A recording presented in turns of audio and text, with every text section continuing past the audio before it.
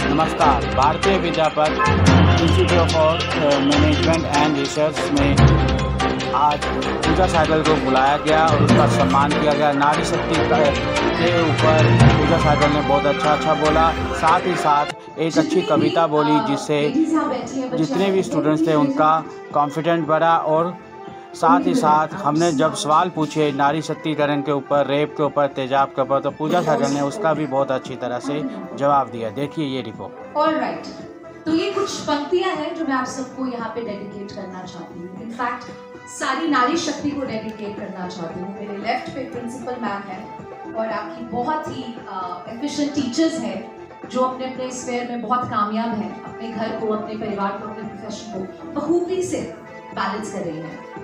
ये कुछ पंक्तियां हैं जो शायर तनवीर गाजी की लिखी हुई है, मेरे दिल के बहुत नजदीक है और इसे अमिताभ बच्चन साहब ने बहुत बार अपनी खूबसूरत आवाज में पढ़ा है, कहा है।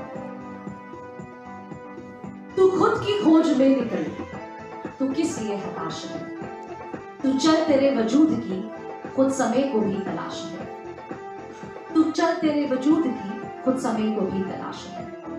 जो तुझसे लिपटी बेड़ियां समझना इनको वस्त्र तू, तो तुझसे लिपटी बेड़ियां समझना इनको वस्त्र तू, पिघाल कर ये बेड़ियां बना ले अपना शस्त्र तू किस लिए हताश है, तू खुद की खोज में निकल, तेरे वजूद की खुद समय को भी तलाश है।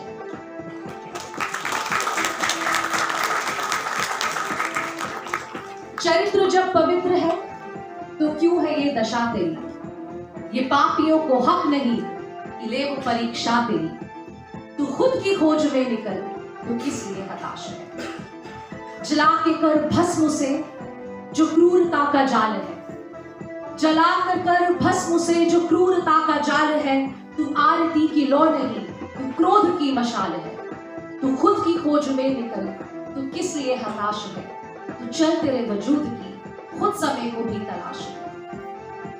चुनर उड़ा के ध्वज बना, चुनर उड़ा के ध्वज बना, ये गगन भी कपकपाएगा, जब उड़े चुनर तेरी एक भूकंप आएगा, तू खुद की खोज में निकल, तू किस लिए हताश है, तू चल तेरे वजूद की खुद समय को भी तलाश है।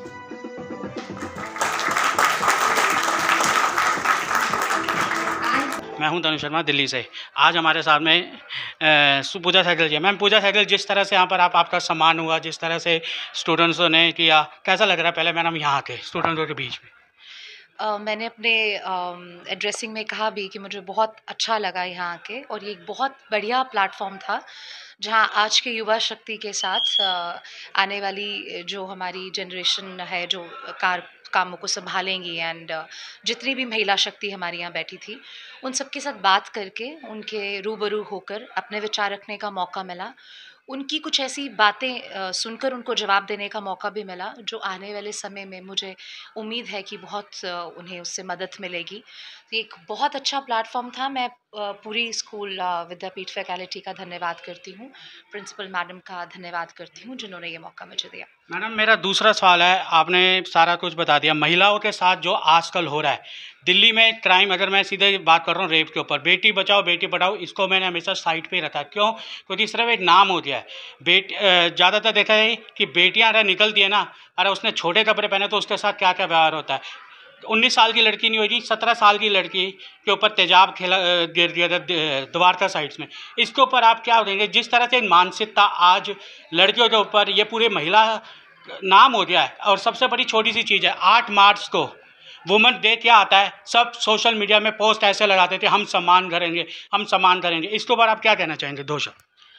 सबसे पहले आपने सवाल किया बेटी बचाओ बेटी पढ़ाओ ऐसे ही रह गया है। मैं इसको पूरी तरह से बहिष्कार करती हूँ इस आपकी कथन का, क्योंकि ये नहीं ऐसा है। अगर आप सच में सरकार के आंकड़े उठा के देखें और चाइल्ड और विमेन डेवलपमेंट एरिया में जितने काम हुए हैं, रिमोट एरियाज़ में भी अगर आप देखें, और कितनी सारी ऐसी महिलाएं हैं जो संघ के साथ में अंतर्राष्ट्रीय स्तर पे भी और राष्ट्रीय हमारे स्तर पे भी जो जुड़ी हुई हैं वो इसको देख रही हैं, करती हैं। और ये एक सत्य है कि इस दिशा में बहुत काम हुआ भी है और हो रहा है और निरंतर होता रहेगा। दूसरा आपने कहा कि जो पुरुषों की मानसिकता हो गई है कि एसिड फेंक देना या रेप केसेस के बारे में, आपको मालूम है कि सरकार ने कितने मजबूत कदम लिए हैं जहां रेप की बात होती है।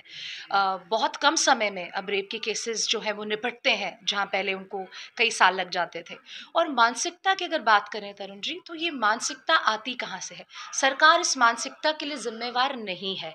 ये सब मानसिकता आती है हमारी परवरिश से, हमारे संस्कारों से। ये पुरुष को समझना होगा कि औरत यदि छोटे कपड़े पहनकर निकलती है तो ये भी उसके अधिकारों में से एक अधिकार है। आप किसी को उसका जीवन कैसे जिया जाए इसके लिए बाध्य नहीं कर सकते। तो ये बहुत ज़रूरी है कि ये पुरुष ने समझना है। ये हर घर में बैठी बड़ी बहन, बड़ी माँ, बुजुर्ग का आज ये एक कर्तव्य है और एक बहुत बड़ी ड्यूटी है कि वो अपने मेल चाइल्ड को, अपने घर में अपने बेटे को, अपने भाई को इसलिए शिक्षित करे कि उसे बाहर समाज में दूसरी महिलाओं के साथ कैसे व्यवहार करना है। तो ये एक समझने वाली, एक संवेदनशील बात है, एक बड़ा सेंसिटिव टॉपिक है जो व्यक्तिगत समझने के लिए लोगों के लिए बहुत ज़रूरी है। जब ऐसी कुरीतियाँ होती हैं या ऐसी मानसिकता वाले, बीमार मानसिकता वाले लोग बाहर निकलते हैं, तब सरकार को उन दिशाओं में काम करना पड़ता है, क्योंकि शायद आपने अपने ऊपर कहीं गिव अप कर दिया होता है, या आपको लगता है कि अगर कोई औरत छोटे कपड़े पहन के जा रही है तो वो आपको उत्तेजित कर रही है या उसको ये नहीं करना चाहिए, और आप इसको व्यक्तिगत लेकर उसे अपने तरीके से अटैक करने की कोशिश करते हैं। तो ये बहुत गलत मानसिकता है। सरकार अपना काम कर रही है, लोगों को भी इसमें अपना कंट्रीब्यूशन देना चाहिए। मैम आपने बोला, मैं पहले बोलता हूँ कि महिला शक्तिकरण तो है, शक्तिकरण इतनी है कि आज महिला वर्ल्ड कप लेके आ चुकी है, ये सबसे बड़ी चीज़ है। आज महिला क्या से क्या कर रही हैं, पुरुष भी हर दोनों बराबर हैं, मुट्ठी एक ही बनती है, लेकिन फ़र्क है कि हवा ज़्यादातर आजकल पुरुष की भी कहूँगा और महिला की कहूँगा, दोनों तरफ चल रही है।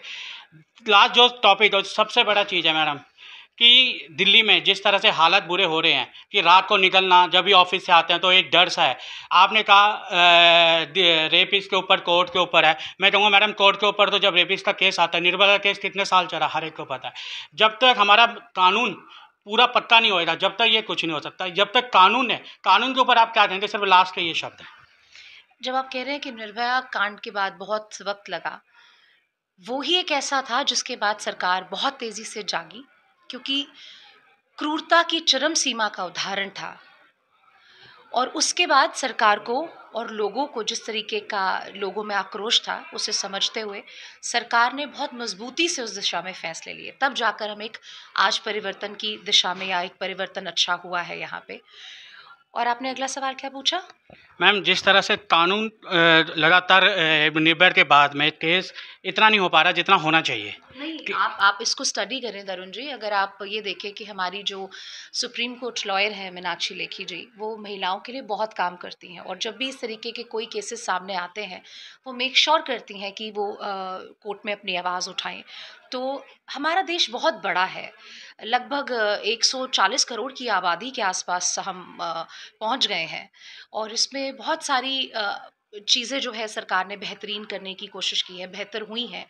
पर जब हम विकास की बात करते हैं, तो विकास भी कोई ओवरनाइट प्रोसेस नहीं है। ये एक ही रात में या एक ही दिन में बदल जाने वाली चीज़ें नहीं है। मोदी जी ने कितने सारे कानून ऐसे हैं, जब उन्होंने अपना पहली बार प्रधानमंत्री पद लिया था, कि कितनी सारी ऐसी लॉज थे जो उन्होंने किताबों से बाहर निकाल दी, जिनकी आज रेलिवेंसी नहीं बची थी, और बहुत सारी ऐसी चीज़ें ऐड हुई हैं जो आज करंट टाइम की इम्पोर्टेंस की हैं।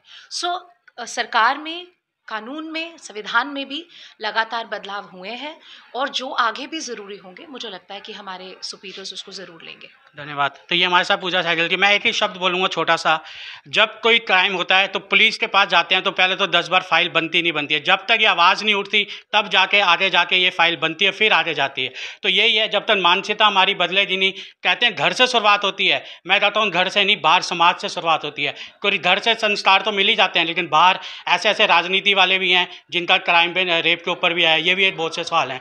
नमस्कार।